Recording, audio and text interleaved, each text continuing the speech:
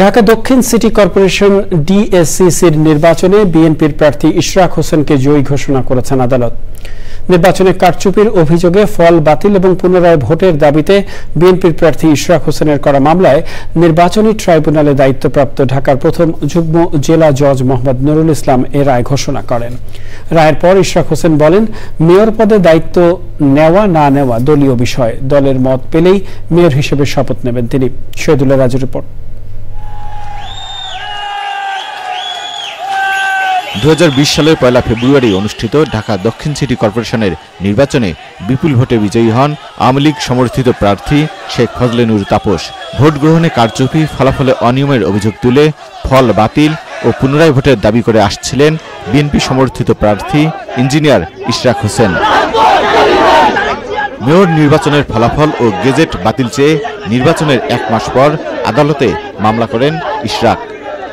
মামলায় 6 জনের সাক্ষ্য গ্রহণ শেষে ভোট গ্রহণে কারচুপি ও অনিয়ম প্রমাণিত হওয়ায় শেখ ফজলে নূর তাপসের মেয়র পদ বাতিল করে বিএনপি সমর্থিত প্রার্থী ইশরাক হোসেনকে বিজয়ী ঘোষণা করেন আদালত। আইন অনুযায়ী আমরা নির্বাচনী ট্রাইব্যুনালে মামলা করেছি। পরবর্তীতে সেই মামলাটি মেয়র তাপস সেই মামলাটিকে বাধাগ্রস্ত করার জন্য বিভিন্নভাবে আদালতকে চাপ প্রয়োগ করে পরবর্তীতে 5 তারিখের পরে আমাদের সেই মামলাটি আবার পুনরুজ্জীবিত করা হয় এবং সকল সাক্ষী শুনানির শেষে আমরা আদালতের রায় আজকে পাই। এখন আমি শপথ নিব কি নিব না, এটা হলো সম্পূর্ণ দলীয় সিদ্ধান্ত, যেটা আমি ইতিপূর্বে বলে এসেছি। আমি দলের প্রার্থী ছিলাম, দল যেভাবে আমাকে নির্দেশনা দিবে আমি সেই অনুরূপে কাজ করে যাব। ইশরাক হোসেন বলেন, ভোটার কিংবা জনগণ নয়, অনিয়মই ছিল আওয়ামী লীগের নেতাকর্মীদের জয়ের হাতিয়ার। আজকে ন্যায় বিচার পেয়েছি।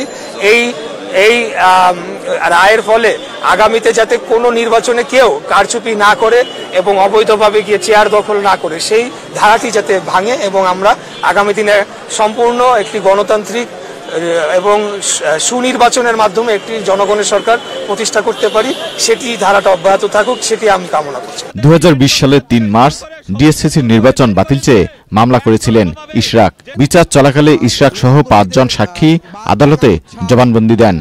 গত বছরের 19 আগস্ট শেখ ফজলে নূর তাপস ও আতিকুল ইসলাম সহ 12টি সিটি কর্পোরেশনের মেয়রকে পদ থেকে অপসারণ করে সরকার। Shahidullah Raju, Channel I, Dhaka.